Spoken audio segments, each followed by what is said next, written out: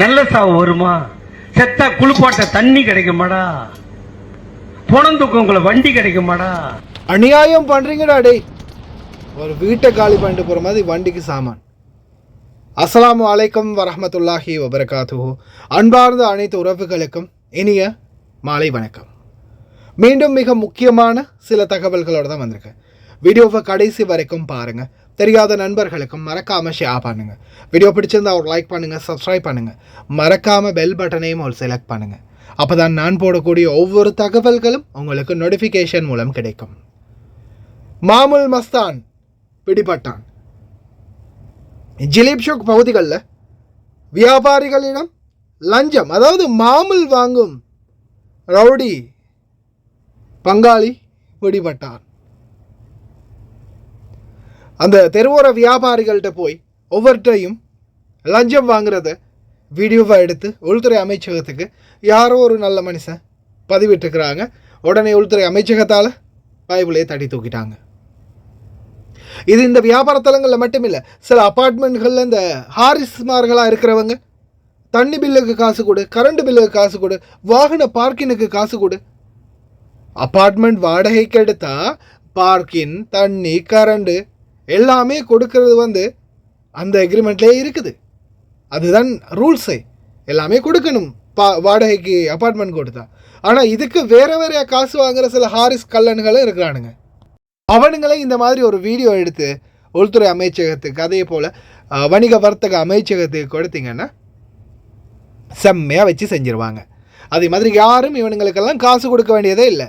இந்த வாடகை கேட்குறவனுங்க, தண்ணிக்கு வாடகை கேட்குறவனுங்க வேறையா, வாகன நிறுத்துறதுக்கு வேறையா வாடகை கேட்குறானுங்கன்னா இதுக்கெல்லாம் நீங்கள் காசு கொடுக்கணும்ன்ற அவசியமே இல்லை. இது என்ன Australia, Europe, Italy, France, German இந்த மாதிரி நாடுகள், சுவிட்சர்லாந்துல எல்லாம் பார்த்தீங்கன்னா குப்பை போடுறதுக்கு காசு, தண்ணிக்கு காசு, கரண்ட்டுக்கு காசு, புல் வெட்டுறதுக்கு காசு, இப்படி ஊருப்பட்ட காசு வேறு வேறையாக கட்டணும். அப்படி நாடுனாலும் பிரச்சனை இல்லை. குவைத்தில் பலதியாக இருக்குது குப்பை அள்ளுறதுக்கு, தண்ணி வருது, மின்சாரம் வருது, பில்டிங்லேயே பார்க்கிங் இருக்குது. இந்த மாதிரி திருடன்களுக்கெல்லாம் காசு கொடுக்காதீங்க, கவனம்.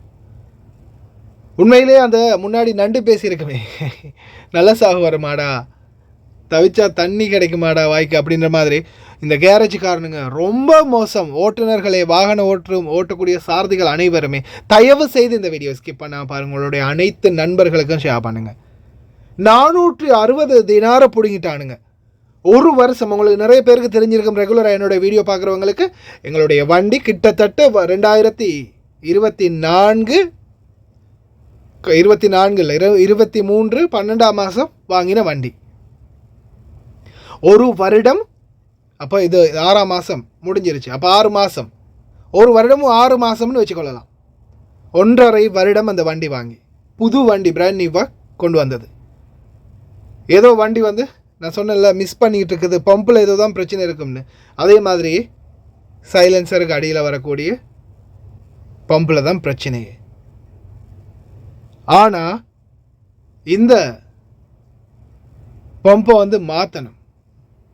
மாற்றுறதுக்கு எமௌண்ட் எவ்வளோன்னு பார்த்தா 465 தினாரு.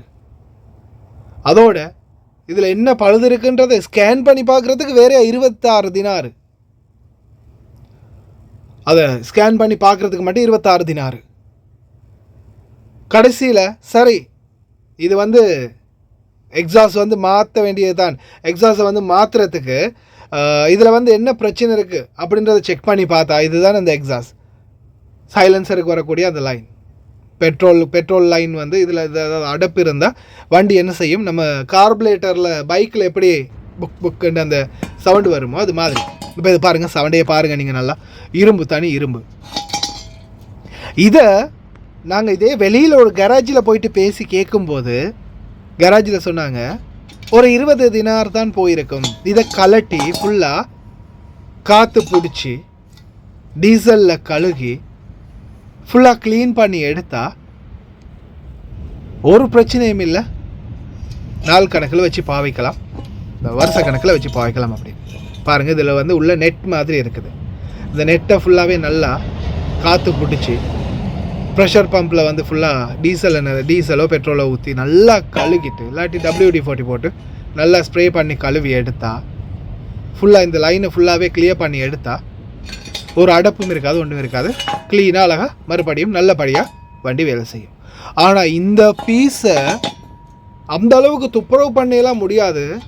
இது வந்து அடைச்சிருக்குது, இதில் வந்து டஸ்ட் இருக்குது, இதை புதுசாக தான் மாற்றணுமா. இது ஸ்டீல், இது ஒரு பிளாஸ்டிக்னாலும் பரவாயில்ல, உருகி இருக்குது, அப்படி இருக்குது, இப்படி இருக்குதுன்னு சொல்லலாம்.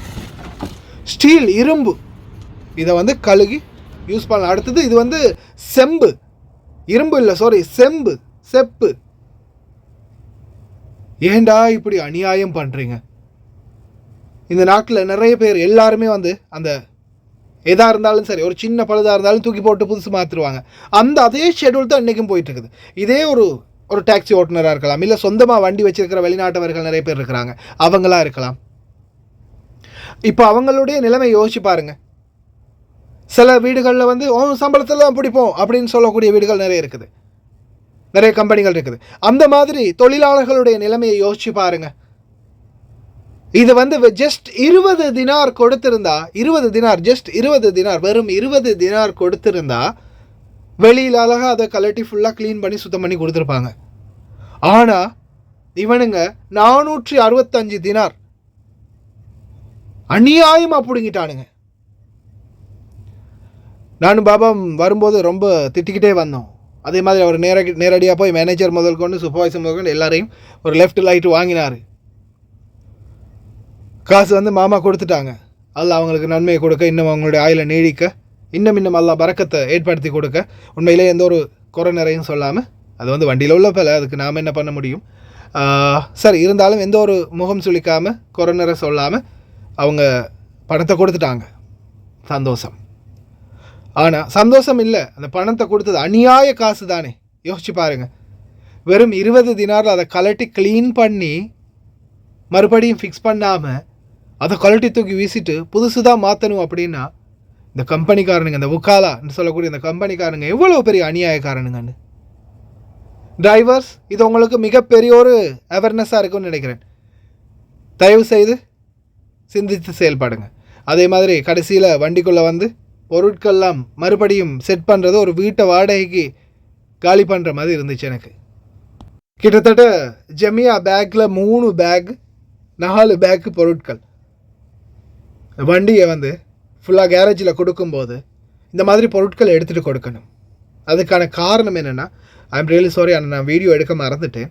இந்த வண்டியை ஃபுல்லாகவே கம்ப்ளீட்டாக ஃபுல் அண்ட் ஃபுல் இன்டீரியர்லேருந்து எக்ஸ்டீரியர் வரைக்கும் எல்லாத்தையுமே ஃபுல்லாக க்ளீன் பண்ணி தொடச்சி நல்லா நீட்டாக கொடுத்தானுங்க. சந்தோஷம் அந்த வேலையை செஞ்சதுக்கு.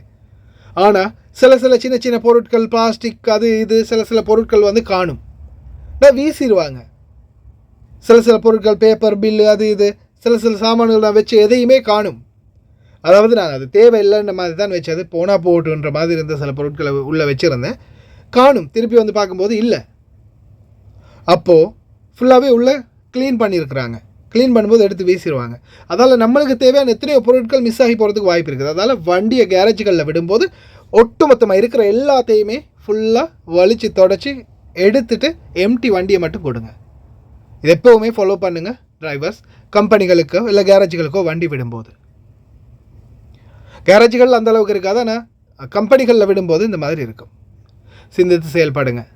அநியாயமாக இப்படி காசை யாரும் ஏமாந்துடாதீங்க.